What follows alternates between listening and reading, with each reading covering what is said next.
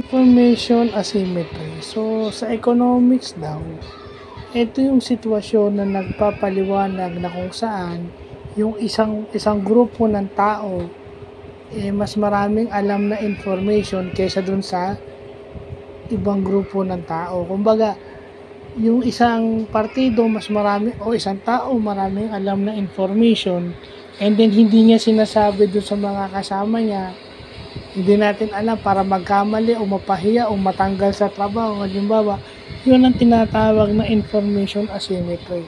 Dahil yung mga information dapat symmetric sa lahat. Lahat nakakaalam. Lalo na kung for yung economic reasons, yung reasons behind this and behind that, lalo na kung tungkol sa work.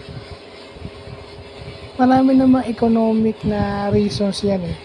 Karamihan dyan economics, yung mga economical information na kailangan alam ng karamihan.